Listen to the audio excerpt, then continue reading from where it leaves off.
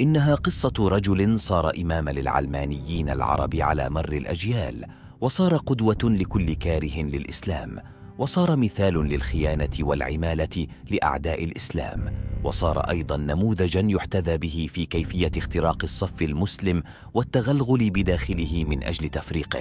وكان نكبة على أمة الإسلام. ولكن هذا لا ينفي أن الجو المحيط بأمة الإسلام هو الذي أسهم وبشدة في ظهور مثل هذا الشيطان الرجيم.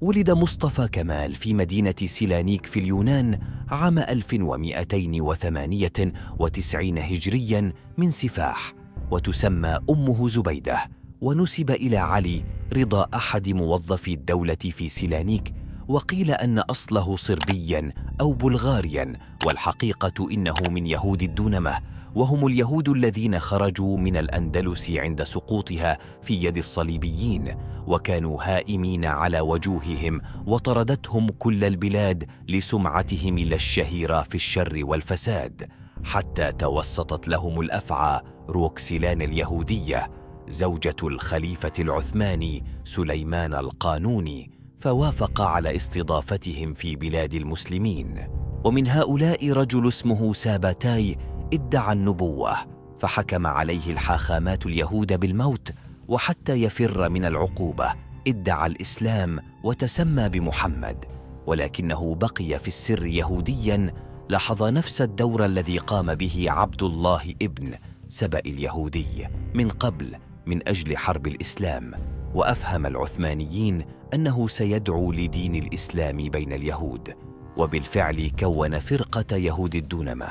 وهم مسلمون ظاهرا ولكن في الباطن يهود كفار، وقاموا بالدور الأكبر في خلع السلطان عبد الحميد وإسقاط الخلافة، فيعتبر أتاتورك من نسلهم وعلى دينهم. سافر أتاتورك إلى إسطنبول عام 1318 للالتحاق بالكلية الحربية، وتخرج منها عام 1322 برتبة رائد، وعين في لواء الفرسان 30 التابع للجيش الخامس في الشام. وفي عام 1325 أنهى مرحلة التدريب، فعين في إدارة الجيش الثالث ببلده سيلانيك. حاول أتاتورك تأسيس جمعية سرية تنافس جمعية الاتحاد والترقي التي كانت على خلاف مع زعمائها، وهذا أدى لنفيه لمدينة طرابلس عام 1326، ولكنه عاد بعد شهرين وكان ضمن جيش محمود شوكت الذين ساروا إلى إسطنبول لخلع السلطان عبد الحميد الثاني. وفي عام 1328 صار نائباً لقائد اللواء 38 المرابط في سيلانيك، وأراد أن يعمل عملاً للشهرة، فانضم عام 1329 إلى ليبيا في قتالها ضد الطليان. ومع أول مهمة عسكرية حقيقية له بانت شجاعته وقدرته العسكرية، حيث فر من أرض الميدان كالفأر المذعور، وحاول بعد ذلك ملازمة أنور باشا المشهور بشجاعته وقدرته العسكرية الفائقة، ولكن أنور باشا كرهه وعهد إليه بمهام تفضحه أمام الرأي العام، فوضعه على خط النار في الحرب العالمية الأولى، ففر مرة أخرى. ثم جاءت الفرصة الذهبية لأتاتورك عندما هزمت الدولة العثمانية في الحرب العالمية الأولى، واضطر رجال حركة الاتحاد والترقي والذين كانوا يسيطرون على مقاليد الأمور في الدولة للفرار منها. وهنا ظهر نجم مصطفى كمال الذي كان يمثل الصف الثاني للاتحاد والترقي. وكان من حسن حظ أتاتورك أن الخليفة الجديد وحيد الدين كان يعرف أتاتورك جيداً منذ أن كان ولياً للعهد، فعين أتاتورك مفتشاً عاماً للجيوش، وزوده بصلاحيات واسعة للقيام بثورة في الأناضول التي وقعت تحت احتلال الحلفاء بعد الحرب العالمية الأولى. وعمل أتاتورك على توسيع نفوذه واكتساب أعوان له في خطته القائمة على إسقاط الحكومة المركزية ليصل هو إلى سدة الحكم، وساعدته الظروف المحيطة بالدولة العثمانية ومعاهدة سيفر التي وقعتها الدولة مع الحلفاء، لما فيها من شروط مجحفة، فثار عليها أتاتورك ليظهر بصورة الوطني المخلص لدولته. وسط هذه التداعيات المتلاحقة كان هناك من وراء الستار علاقة خفية بين الإنجليز وأتاتورك، حيث بدأ الإنجليز في تلميع أتاتورك وحاكوا عنه الأساطير المكذوبة عن بطولته الزائفة وشجاعته المعروفة. والعجيب أن أتاتورك كان يظهر أنه في الجانب الإسلامي، واستغل صلته بالخليفة، وحتى ترفع إنجلترا أتاتورك لمصاف الأبطال العظام، دفعت اليونان للتقدم ناحية الغرب، واستدرجوهم لقتال مع الأتراك بقيادة أتاتورك، فانتصر الأتراك في معركة سقاريا الشهيرة. صار بعدها أتاتورك بطل الأمة القومي، وصار هو الحاكم الفعلي للبلاد، فلم يرضى الخليفة وحيد الدين أن يكون صورة ورمز بلا معنى حقيقي،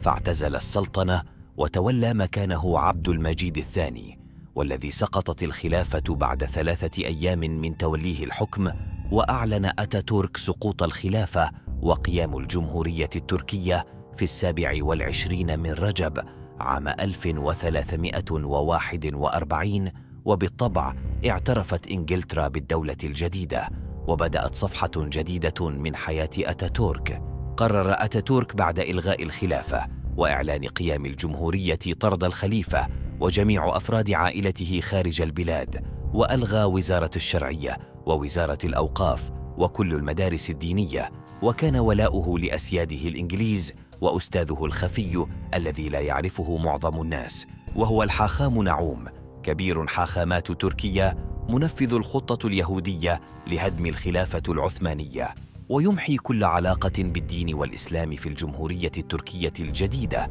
ويجبر الأتراك على ارتداء القبعة، وهي علامة دينية وضعت من قبل الصليبيين أثناء الحروب الصليبية، ثم أصبحت بعدها قومية، وقد اعتبرت القبعة كعلامة للكفر، كما قال النووي رحمه الله. ولم يكتفي أتاتورك بذلك، بل ألغى الحروف العربية واستعمل الحروف اللاتينية، وأعلن العلمانية ديناً جديداً للبلاد، وقام بإلغاء أعياد الفطر والأضحى، وجعل يوم الأحد هو يوم العطلة الأسبوعية بدلاً من الجمعة، ومنع رحلات الحج والعمرة، وحول المساجد إلى متاحف وهو على مائدة الخمر، يصدر قراراً بتحويل مسجد آيا صوفيا إلى متحف. أما على الصعيد الخارجي فقد باع أتاتورك أذربيجان للروس عندما طلب من الأذربيجانيين السماح بدخول الجيوش الروسية بحجة أنها متوجهة إلى مساعدة الجمهورية التركية. وبعد أن دخل الروس إلى أذربيجان لم يخرجوا منها ولم يرسلوا جيوشا إلى تركيا. كان أتاتورك فاسقا ماجنا سكيرا لا يكاد يفيق من سكره، مجاهرا بالفواحش، مشهورا بعلاقته مع شاب اسمه وداد ابن خالد ضياء، كما جاء على لسان زوجته لطيفة التي فضحته وكشفت الكثير عن محاولاته المتكررة للاعتداء على محارمه، حتى أنه حاول مرة الاعتداء على شقيقة زوجته الصغرى، ولما هربت منه كاد أن يقتلها هي وزوجته لطيفة، وكان عنده 30 فتاة أطلق عليهن بناته بالتبني، وأوصى لهن برواتب ثابتة طيلة حياتهن، وكن يقمن بالرقص في حفلاته وهن شبه عاريات. وبلغ به الأمر أنه كان يلبس الخدم في قصره ملابس النساء ويرقص معهم وهو مخمور. كان أتاتورك شديد الخوف على نفسه، لذلك فقد أحاط نفسه بكبار الأطباء، ومع ذلك لم يكتشفوا أنه كان مريضا بالكبد، حتى وصل لمرحلة التليف الذي أصابه بالاستسقاء، واحتاج إلى سحب الماء من بطنه بالإبر، ثم أصابه الله بمرض الزهري نتيجة لممارساته الفاحشة، ثم ابتلاه الله بحشرات صغيرة حمراء لا ترى بالعين، وسببت له حكة حتى أمام زواره من السفراء والكبراء حتى ظهرت على وجهه. وكان السبب وراء ذلك نوع من النمل الأحمر الذي لا يوجد إلا في الصين، سبحان الله، من الصين إلى تركيا، ليذل الله عز وجل به هذا المجرم، ويظل على عذابه لمدة 2